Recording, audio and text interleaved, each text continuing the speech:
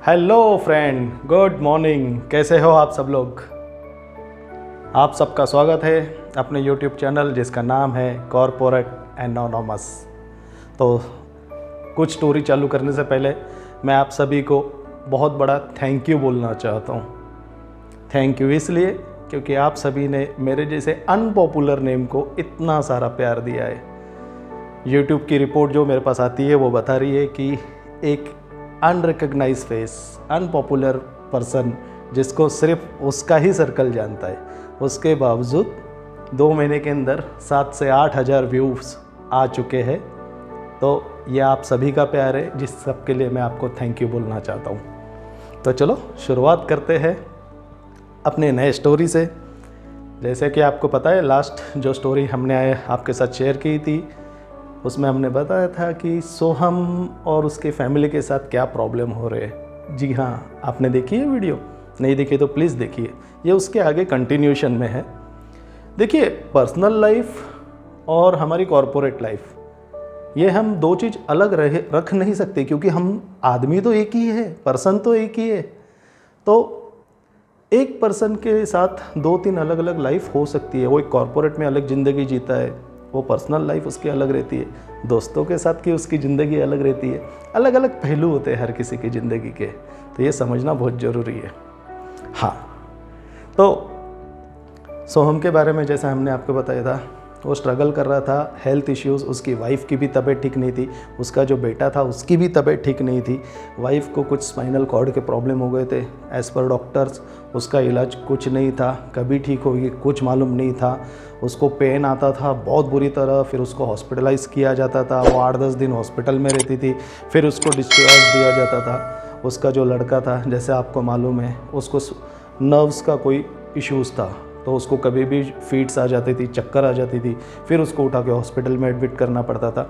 4-5 दिन वो हॉस्पिटल में रहता था, फिर ये इसको घर पे लाता था। अब सोहम की हालत आप सोचो क्या है। एक तरफ उसकी वाइफ बीमार है, दूसरी तरफ उसका बच्चा बीमार है, तीसरी तरफ उसका ऑफिस कॉरपोरेट जिसमें वो काम कर रहा है, वहाँ पे वो कॉन्सेंट्रेट नहीं कर पा रहा है। आप ये सिचुएशन सोचो, ये बहुतों के साथ आई रहेगी। क्या कर सकते हैं इसमें? बीवी बच्चों को तो छोड़ नहीं सकता, नौकरी छोड़ नहीं सकता, फाइनेंशियल इश्यूज आ जाएंगे। काफ़ी सारे ट्रबल में जा रहा था, ऑफिस में जाता, बॉस ढूंढता, यार कहाँ गया मेरा परफॉर्मर, यार दिखाई नहीं दे रहा है। सोहम एक टाइम का उसका परफॉर्मर था, क्या कर रहा है कुछ समझ में नहीं आ रहा था।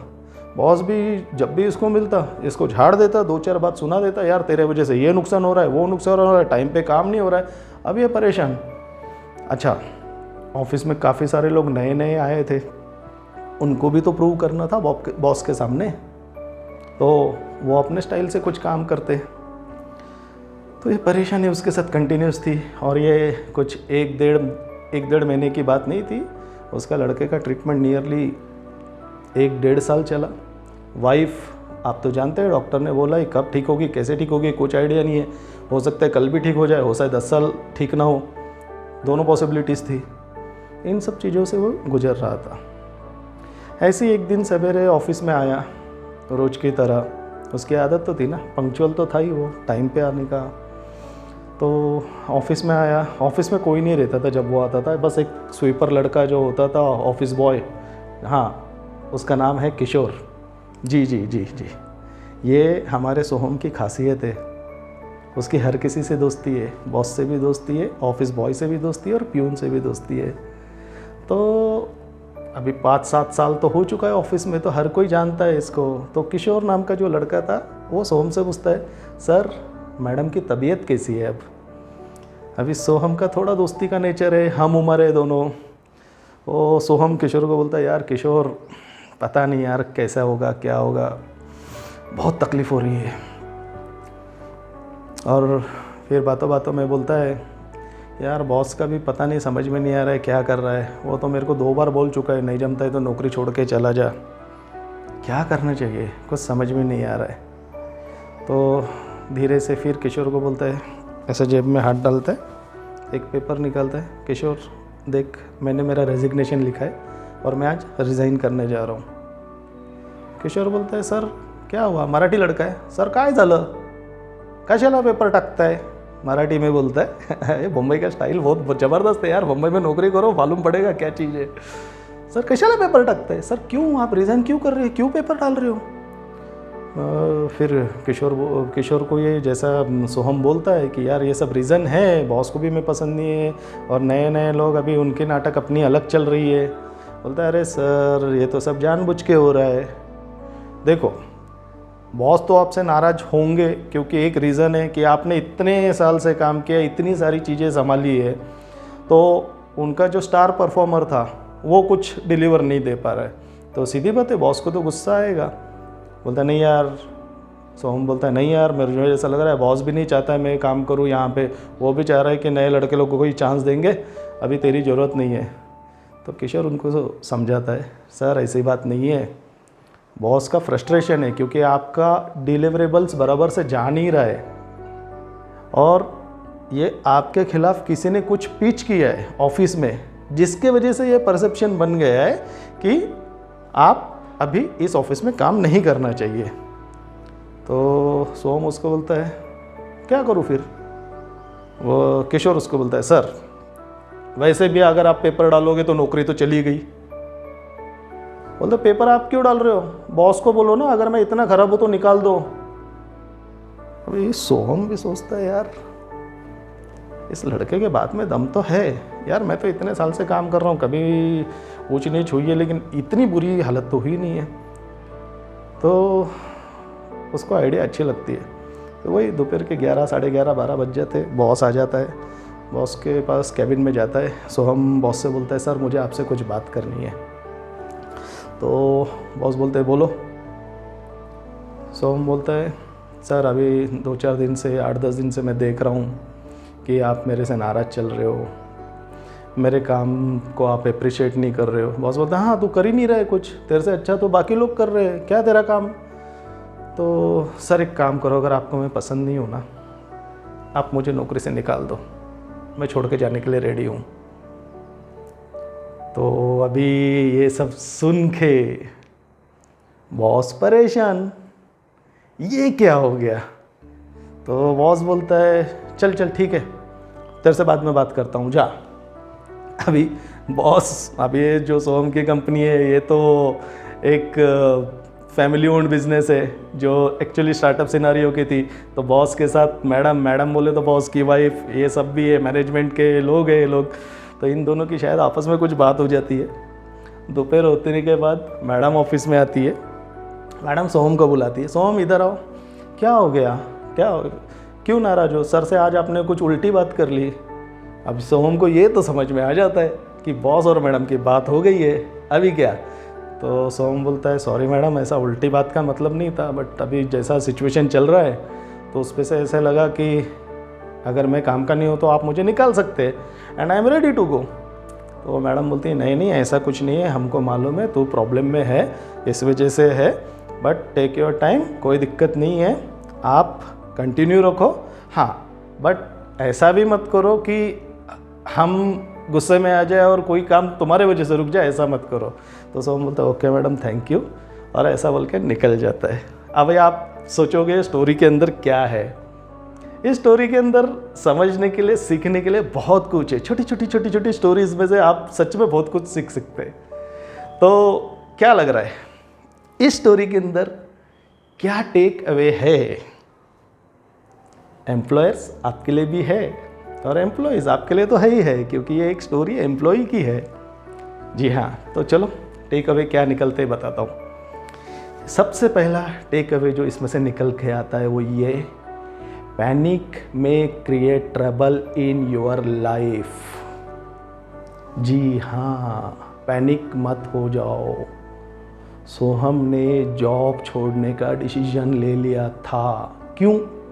क्योंकि वो पैनिक सिचुएशन में है। आज उसको मालूम नहीं है वो किधर ध्यान दे, नौकरी को संभाले, बीवी को देखे, बच्चे को देखे, पैसा देखे, क्या। यस, ये पैनिक सिचुएशन है। पैनिक में create trouble in your life. Again यहाँ पे एक चीज़ मैं आपको ज़रूर बताना चाहूँगा, यहाँ पे you should have your self awareness. जी हाँ, self awareness is the key. You should know your strength and the weaknesses. और सबसे बड़ी बात, इम्पोर्टेंट बात, सोहम के पास किशोर है। इसका मतलब क्या? You should have some well wisher for you in your organisation who can be with you during such tough time, who can guide you, who can help you, who can suggest you। और क्या समझ सकते हैं इसमें से? Do not create double trouble for self, you are already in bad shape। आपके साथ बुरा टाइम चल रहा है, आपके बीवी बच्चे सब बीमार है। अगर नौकरी छोड़ दोगे तो फाइनेंशियल इश्यूज में भी आ जाओगे। You could be financially weak too in case you opt to resign from the job. Better go and talk to management. देखिए कुछ ना कुछ तो सॉल्यूशन निकल के आएगा। इसमें से और एक चीज़ है, लाइफ का एकदम इम्पॉर्टेंट लेसन जो मुझे लगता है ये आप सभी को समझना चाहिए। Please keep yourself open to accept some suggestion coming from any member of society, any member of society, whether he could be big person, small person, बहुत बड़ा इन्फ्लुएंसर भी हो सकता है, इवन वो आपका ऑफिस बॉय भी क्यों ना हो। किशोर ने सोहम के ज़िंदगी में कुछ बहुत अच्छा सजेशन दिया। It may have something for you which you may not able to think at that time. कोई और आपके लिए सोच सकता है।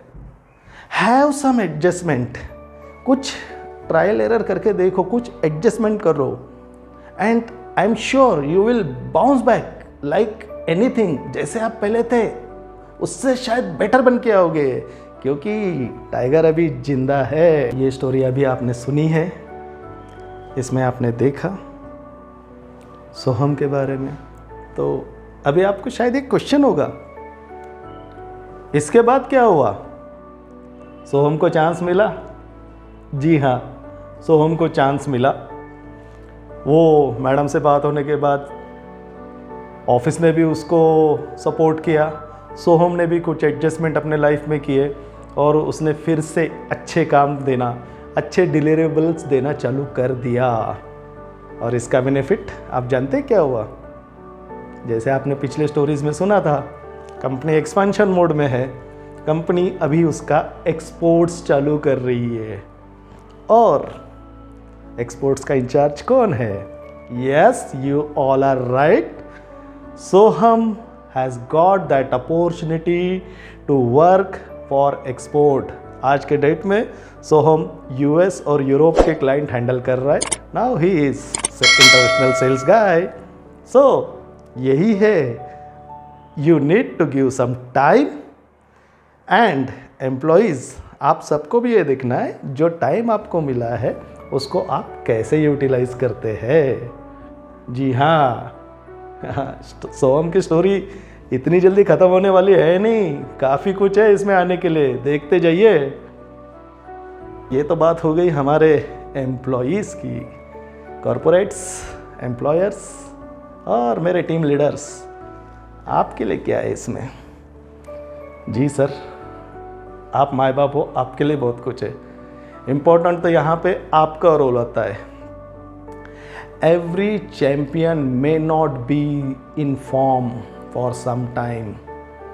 कभी कभी क्रिकेट देखते हैं ना, कभी अच्छा बैट्समैन सचिन तेंदुलकर भी 0 पे आउट हो रहा था, राहुल द्रविड़ भी द वॉल कुछ नहीं कर पाता था। होता है ना sir, give some time for them to readjust their situation. I am sure आपका जो स्टार परफॉर्मर है वो वापस आएगा और आपके लिए परफॉर्म करेगा। आपका जो ब्राइट स्टार है वो कम बैक करेगा। Have some patience and accommodate your bright star during their bad time. ये आपकी इमेज को बढ़ाएगा, ये आपके लिए लॉयल एम्प्लॉयज़ पैदा करेगा।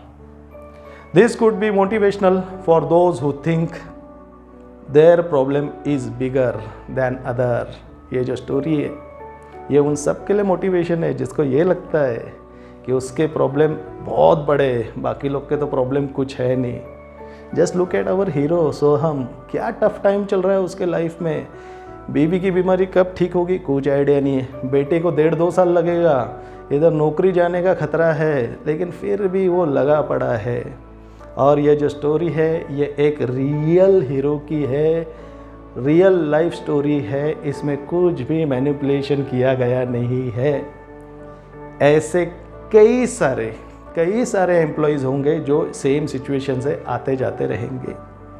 एम्प्लॉयर्स ये आपको देखना है, कॉरपोरेट्स ये आपको देखना है, आप उनकी केयर कैसे लेते हैं।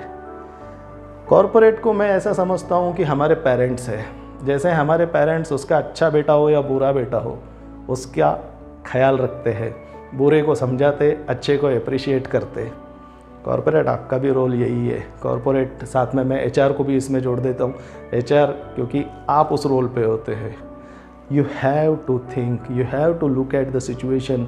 यार जो अच्छा परफॉर्मर था वो क्यों नहीं कर पा रहा है, सिचुएशन एनालाइज कीजिए, उसको सपोर्ट कीजिए, कुछ हेल्प लगता है हेल्प कीजिए, and you will see your star will rise again. तो बस इस स्टोरी में आज के लिए इतना ही, फिर से मिलेंगे नए स्टोरी के साथ। टिल टाइम टेक केयर, जय हिंद। और एक बात आपसे बोलना चाहता हूँ वो ये कि प्लीज़ चैनल को सब्सक्राइब कीजिए, आप लोगों का प्यार बहुत अहम है। Thank you, take care, bye bye.